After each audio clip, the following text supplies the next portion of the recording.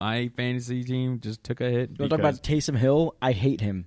There were like half of the plays where he ran the read option, Kamara had the hole wide open, where it should have gone to the running back, and he's like, nope, I'm just going to take it for a 4-yard gain instead. Yeah, that was pretty bullshit. And then, of course, each time they were at the goal line, they gave it to Ingram. He had 2 touchdowns. Taysom had a goal line touchdown, and I'm like, I hate him. I got 4.5 points from Kamara. They he's literally don't need him. His lowest total was 4.5 points, or 14.5 points until this game in our league that we're in, and then it was 4.5 points this game. So I was pretty pissed about that. Yeah. But in our still league, I have Ingram, awesome accomplishment by Drew Brees. He also broke the record for most all-time completions, also passing Peyton Manning earlier this season. He's got 1 touchdown away from 500. And you and I talked about this the other day. I always consider, because I know a lot of people don't, like the 2 best quarterbacks of all time, in my opinion, obviously I'm a Patriots fan, is Tom Brady and Drew Brees. To me, the really only true argument to be made for against Tom Brady is that Drew Brees has a lot of the records as well. And who knows? I mean, Tom Brady could play for another 6 years and break some of those records, but I still think those 2 guys are... Drew Brees representing short people everywhere. Yeah.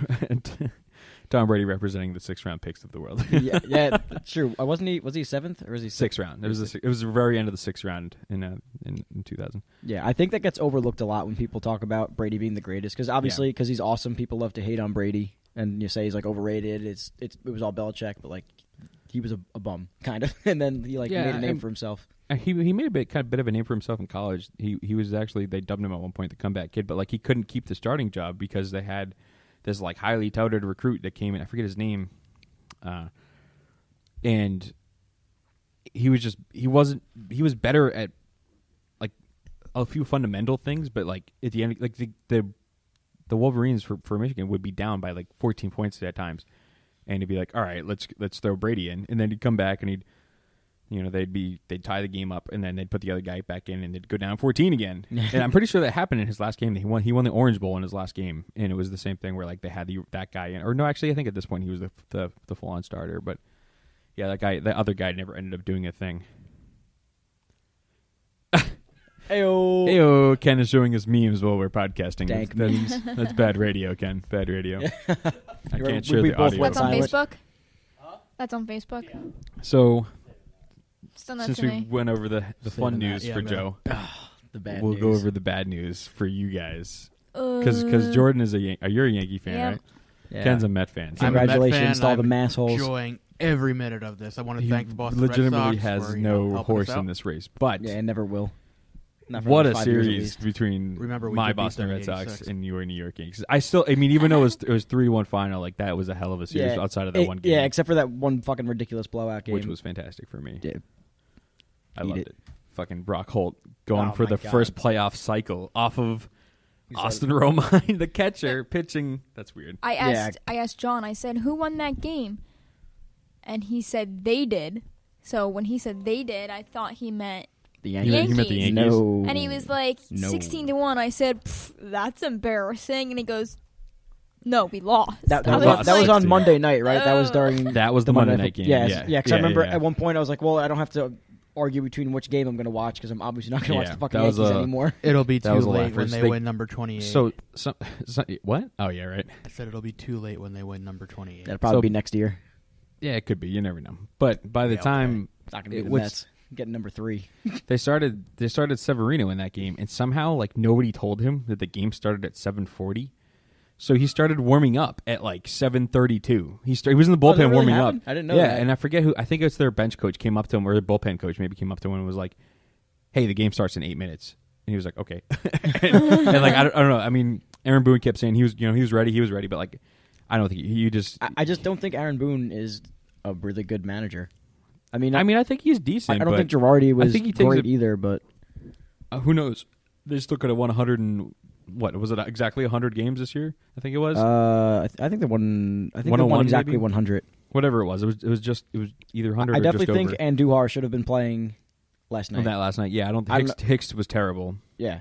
He should not have been in that game. I mean, but honestly, he was 0 for 4. If we're going to talk about the worst players of that series, Stanton was booty.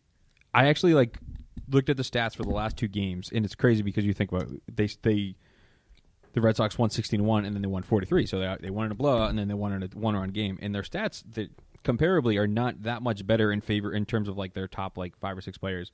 Like Stanton in the last 2 games was 2 for 8 with one strikeout, but literally didn't do anything with those 2 hits. He had no RBIs. He did not have a home run in those last 2 games. Judge, same thing.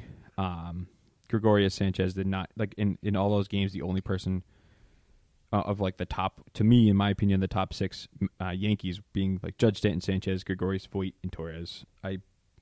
They had 1 RBI, and that was Sanchez's RBI in the bottom of the 9th of Game 4. And I've been rooting for Brett Gardner like his entire career, but I really thought that McCutchen should have been starting last night. And there was one. What's weird is I don't know why they didn't put him in at some point. Is like because Gardner wasn't really doing much. At the end they threw him in. I think he got in a bat in the 8th against. Did he actually get in a bat? Let me see. He definitely K'd. Yeah, he did get in a bat. Did he K? Am I right? No, he did not. Because the Red Sox actually did not have a lot of. They had 12 total strikeouts last. Oh no, so they struck out 12 times, but they only had 4 strikeouts. As from a pitching perspective. Oh my God! Because there was Porcello 50 had ground 1. balls. Yeah, there was a million ground balls, and then a bunch of ridiculous. like pop outs. There was a couple of times, especially in the bottom of the 9th, I could have swore Sanchez was going to hit a grand slam to send it to Game 5. Oh man, I was fucking screaming. And then he My buddy and I were blasted. drinking. I was watching it with no volume on at this point, and he blasted. I'm like, holy fuck, you got to be shitting me. And then Benintendi caught it. And I was like, damn, it was right at the track. But what's the closer's name on the Red Sox? I always forget. Kimbrel always. Oh my is God, like the best at giving me a heart attack in terms of.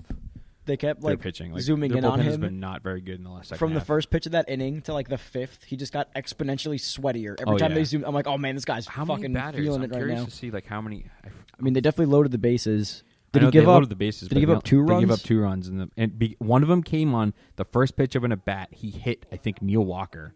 Yeah, Neil. Every batter that was coming up, I'm like Neil Walker. I was like, Neil, do you want to be a hero or do you want to fucking die a bum? What are you going to do with this at bat? Yeah, it was Neil Walker got hit by a pitch to make it 4-2, and that because that's when the bases was loaded, and then Sanchez hit a sac fly. So then it was first and second with 2 outs at this point, and then I think you said it best. Of like fucking Nunez. Oh my God! Ends this game, or is like the difference in the game continuing. Yeah, Stanton K'd that inning.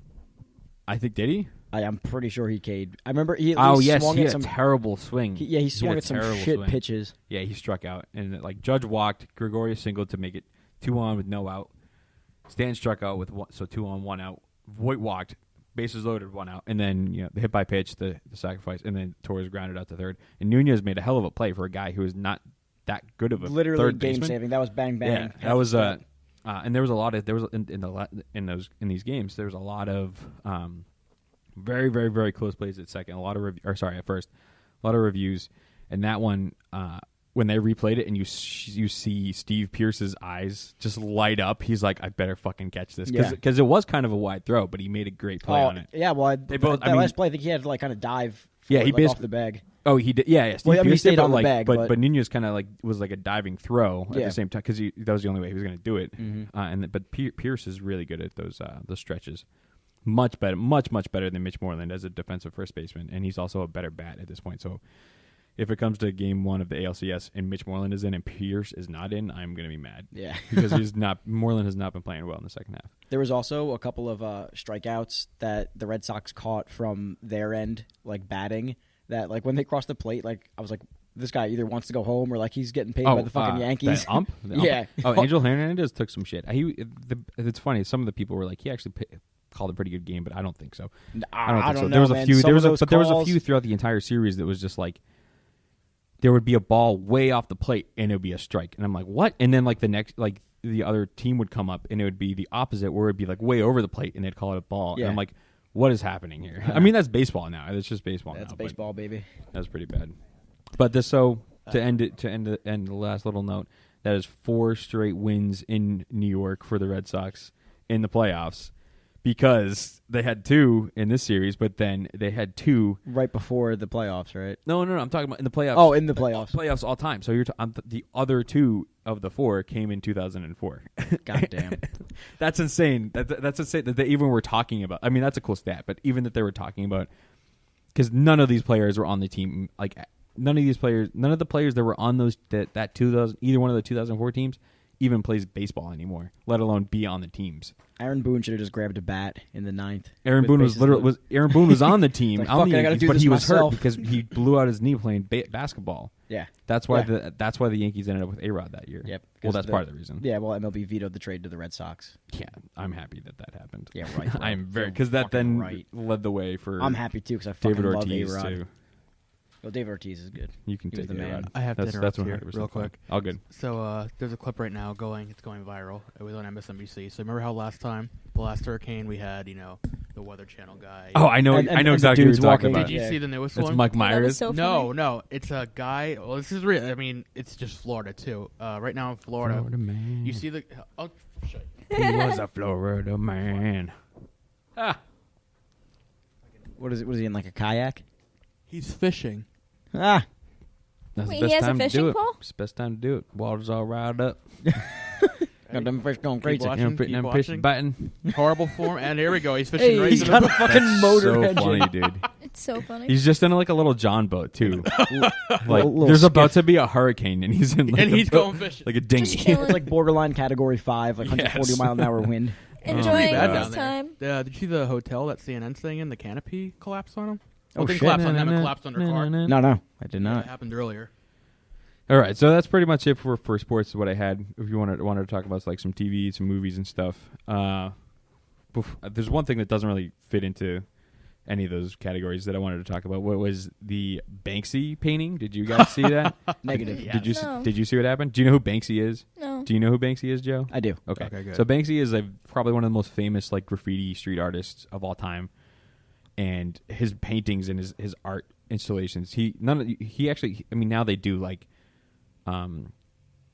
commissioned like shows and stuff like that. But like he doesn't like his artwork being sold. yeah, he doesn't. Oh. He doesn't make money off of it. And I stuff think like that. I know So- what you're gonna say. So this painting he did was there's a The girl with there's a balloon. painting and then there's also like the original painting and then there's also like prints that are valuable too. But the painting was sold for 1.4 million US. Damn. And At an as auction. soon At at an an auction, auction, right? at like a Sotheby's auction in England somewhere, I believe.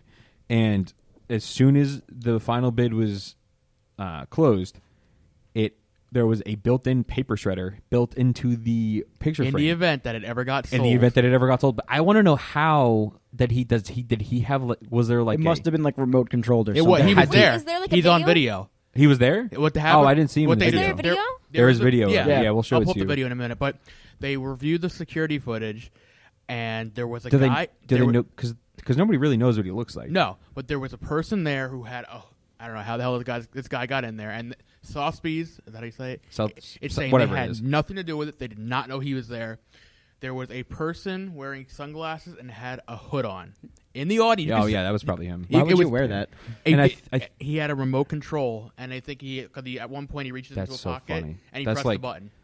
I love that. Like that Wait, I wanna because see first this of all, video. Yeah, hang on. some of his We'll art look it up, is don't worry. very I'll put it- interesting. But and, the best part is, so there's now a photo going around of the reaction to people looking up at this. it's so funny. It is now itself a Banksy artwork. It's called Really? Going oh Gone. my gosh, Ayo. that's hilarious. But I think the painting that was ripped is actually now more valuable Because than the original 1.4 million. there's actually crazy. there's actually a theory that he's adding an element of art to it, which is No, I think he legitimately wanted it to be destroyed. Oh no, he did. No. Wait, But not, you said but, no one knows what this guy looks like? No, Obviously people do, But but like the- in terms of people, like you wouldn't walk down the street and be like, oh, that's Banksy, all right. This is from Banksy's because then he would be in account. jail. This is He's done a Banksy's lot of weird things. Like he did the anti-Disney World installation a few years ago. Dismaland, which is Never pretty even heard of badass. that. Disney- I don't that was think I pretty saw cool. that. That was pretty Yeah, cool. I never heard of it. If you ever get the time, there's a documentary. It's a few years old now. I think it's from 2011 or 12. It's called Exit Through the Is Gift this him Shop. I building think it? it's still on Netflix, but it's really cool. It's about this guy who is the opposite of Banksy in terms of wanting to be like he wants to be known as versus, but Yeah. like he wants people to know that he is this person, this artist. And so he like follows Banksy around for a while, and he follows another a famous one who did the Obey paintings and stuff. His name's Shepard Fairey. Follows the main focus is him following Banksy and him following Shepard Fairey, and that he becomes a street artist himself, and a urban graffiti artist, I guess is the best way to put it, because he does like commissioned shows and shit like that now. But it's a really interesting documentary called Actually Through the Gift Shop. It's on Netflix. But yeah, so on top, okay. What's going Don't you on? need permission to put someone's artwork out there?